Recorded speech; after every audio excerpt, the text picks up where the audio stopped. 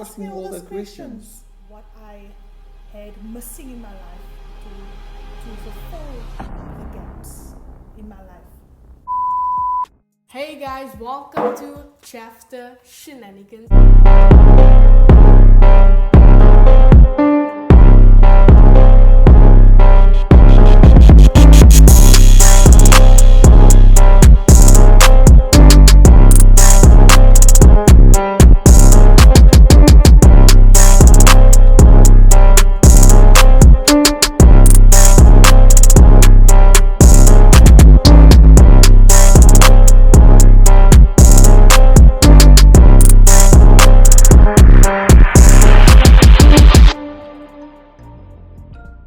And today we have my beautiful mother. Beautiful mother. Beautiful mother. I'm just joking. I love you, Mom. And my handsome father. This is Candice Japhta and this is Craig Japhta, and they are young adult leaders of our church as well as deacons of our church, and I'll be asking them some random and relevant questions for you guys, questions maybe you are sitting with today and maybe you want an answer, and they are going to be answering that question. So let's just get into this. So are you guys excited? Yes, we are. Where did you guys meet? We met at the company where I was doing my in-service training. I was already permanently employed. Yes, I met him there. So what age did you guys get married? 21. Okay, I was 24. So as you've both been open with both my brother and I, you fell pregnant out of wedlock, right? That's right.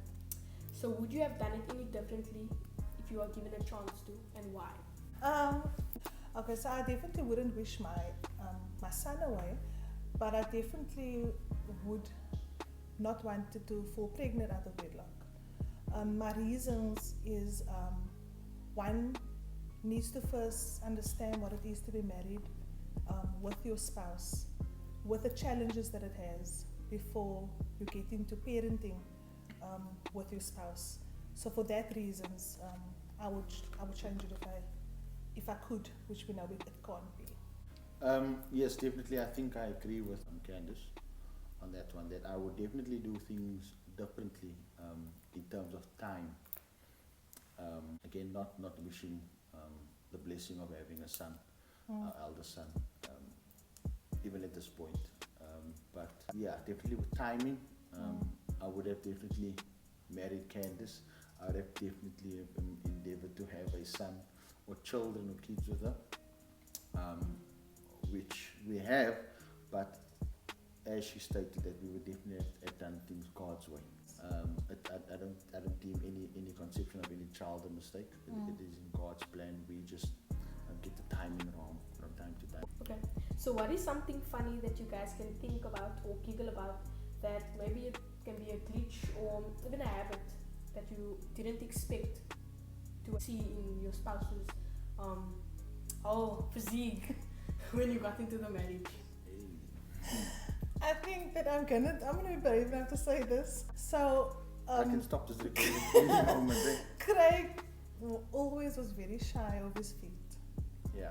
So I only, after being married for a couple of months, had the privilege of seeing this wonderful feet. That, mind you, there's nothing wrong with it. But but he thought something was wrong with it. So yeah, I found that very funny if I think about it. Okay. So it's my turn. You are brave. Can I be brave about this? About what? There's nothing. I think for people that knows Candice, knows that she who the person you see is the person you get. There's no gray areas about it. So anything in terms of the physique, obviously your physique changes with time. And with age, her life, and the person she is an open book. Okay, so what is your favorite childhood memory? Oh, memory. So this is probably a thing for Karen that she would probably, if the question doesn't arise, she'll probably share this anyway. And the people that are close to us will know this. That we grew up for the first part of my childhood in Atlantis. So a fond, childhood memory would be that we would every single Saturday, religiously, come through to Cape Town, as if Atlantis is out of Cape Town, but it was a thing. So people and friends and people at our church, they would know if you needed something in Cape Town, or if you needed to get to Cape Town, if you needed someone picked up or something picked up in Cape Town.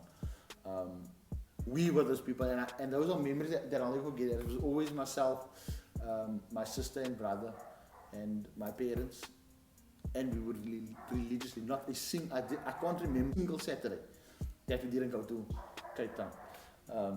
A fun childhood memory would have to be the fact that my mom was a teacher, so every holiday she used to be at home with us. And we would do from baking to playing games, and my mom was just that. We had every board game there was, and I think holidays, everyone wanted to be at our house. Cousins would want to be at the house because she's the auntie that is at home. So yes, that would definitely be one of my fond childhood memories. So what did you want to be when you grew up? I always wanted to be a pilot. For some reason, I don't know why. There's many things that I did or controlled in my life before.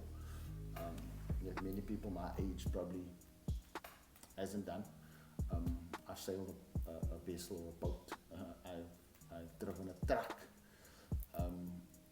Anything with a steering wheel, anything that has an engine and a steering wheel or controls, that's something that I'm generally interested in. Stop it. Get some help. I don't think I had given that topic in my life much thought. So that is why it's going to sound super ridiculous, but I always wanted to be, or not, and this is not childhood. When I was a child, I was thinking I really want to be a cashier.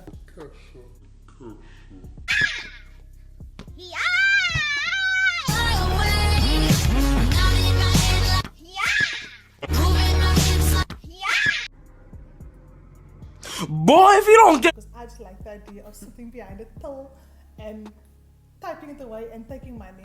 Stop it. Get some help. And funny enough, I'm in finance today. So what were you actively involved in at church growing up? So maybe Sunday school, youth, dancing, plays, or whatever. I was always involved in church from a very, very young age. I've always been in Sunday school. I've been in junior youth. I've been in senior youth. I've been in the worship team. I've been involved in dance and drama. So I've been outreaches, church outreaches. So I've always been super busy in the church. Look, same with me as far as I can remember. We, as a family, dad, mom, siblings were always involved in church. I can remember also as a child, very young. I think I was probably like 4 years old. And I don't know, for the new generation, will probably not know what an open air is. So we had open air. I was like 5 years old with a red gun. I'll never forget, with my pajamas on and bed slippers. And with a guitar I was standing, that the guitar was actually literally bigger than me. But that's one of the memories I have. But yeah, so always in church, involved in music. So you weren't in young adults? No, I had a bit of youth and then I moved away and then... So what is the most difficult thing you had overcome? I was always a very fearful child. Fear of the unknown, fear of tomorrow, and I don't know why. So into my adulthood, I also had experiences of feeling anxiety, worried, always making sure that I can avoid something from happening. And I can safely say that I have since given those anxieties and worries and things I have not control over to the Lord, and I'm slowly realizing that I no longer feel those feelings. Okay, so we have this thing in our young adults group at the church currently, that we dare to be anything, brave, honest. So one of the greatest things that I have overcome is that in my broken service period from church and stuff, I was a drug addict a good couple of years ago, but overcoming that addiction was one of the greatest achievements and I won't call it an achievement. I've been set free, but it is something, a hurdle in my life that, I've relapsed, but it's something that I've overcome, that I can confidently today say that it's something that doesn't even bother me anymore. But I can with confidence say it's something that doesn't bother me, that I've overcome, being addicted to drugs for a good couple of years. I wouldn't have made it if it wasn't for God and for Christ, and my beautiful wife, and at the time partner, and family that supported me. I would have definitely not have made it. Okay, so this is a question for my mom. So how did you feel like being raised in a single parent home? How do I feel about it? Yeah. I must be honest that we were raised with 3 kids. We were raised by a very strong woman, God-fearing woman, someone that taught us what it meant to say that great is He that lives inside of us, that He that's in the world. That's the scriptures that was drilled into our minds, that we can do all things in Christ who strengthens us. And when it comes to writing exams or tests or whatever, that mommy knows, we know that mommy prays with us. So that concept is something that our mother rose up to the occasion when she had to raise us alone, and the Holy Spirit guiding us. So that's fun things I think about. I think in every child's life, growing up into being an adolescent and a teenager and eventually a young adult and an adult for that matter, I know every person needs both father and mother in their lives, for very, very valid, very, very crucial and significant reasons that we only eventually, or I eventually realized in my life what I had missing in my life. Okay, so this is the question for my dad. So how did it feel to be raised in a pastoral home? It was at the time when I think, and I think as Candice mentioned now, at the time when you're going through these things, you don't realize the impact it has on your life. You realize it later when certain milestones as an adult needs to be reached, where you need to play a particular role, but that you never had a role model to model that for you. Would every second home or every home have a pastor as their dad and mom in the ministry with him? No, definitely not. Was it ideal? I don't have an answer for that. And people that's listening to this will probably agree with me. There's times that you need your dad to do something with you, or you need your mom to attend something of you, but they can't because they have church commitments. And I can be brave enough and honest to say that my parents have actually admitted to us as kids that in certain spheres they have failed us. So with my wife and myself being in ministry, now today we understand that our priority lies not with ministry, our priority lies with our family first. So yes, it was challenging, no doubt. Not at the time, because for me that my dad missed an important school meeting or my dad could not attend a cricket game, at the time was not a big deal. But I see the fundamental and the importance of when I am with my son at a rugby match, or where I attend my daughter's sports day. So those fundamentals, yes, that's definitely had a negative effect. But in the end, it also made you a little bit independent. So yeah, I hope that answers your question. Okay, so the last question is, what advice would you give young people regarding dating, marriage, parenting, or even having a child out of wedlock or conceiving a child? I think the only advice I can maybe give is maybe my opinion or maybe my past experience. I've never come to understand this more than what I do right now, that seeking first the kingdom of God and all His righteousness, and everything will be added unto you. I don't think young people understand that scripture as powerful as what it is, literally. And I tell my daughter and my son too that you can pray for God to prepare your mate. You don't want to have a string of boyfriends or girlfriends before you find the one that God has laid out for you. if you are serving God with all your heart, then He will prepare your partner for you. You need to be your partner's first, and your partner needs to be your first. You need to protect each other, you protect yourself so that you present yourself as a sacrifice, a pure sacrifice to your spouse, husband and wife. So I would advise and I would encourage any young person to serve the Lord and allow Him to order your footsteps. Are we going to make mistakes? Of course you're going to. You have parents that will dare to be brave to tell you what they've done wrong. In our years when we were growing up, our parents didn't exactly speak about the past in detail. If you were to fall pregnant out of wedlock, your parents and their forefathers, that would never be something they speak about. With that, when you get married, love your husband, love your wife. Husband, love your wife like Christ loved the church. And wives, submit to your husbands. Raise kids, healthy kids, because I believe that healthy homes creates healthy communities, creates healthy churches, creates a healthy nation. We cannot correct the wrongs of the past, but we can correct the wrongs that we are doing now, and we can do it right. Wow, this is a mouthful, eh? I think the question that you posed, I think I've answered in one of your previous questions before. That consult Christ in everything you do. Because if you keep Him the center of everything you do, He will order your footsteps. All the guys want pretty girls. All the girls want handsome guys.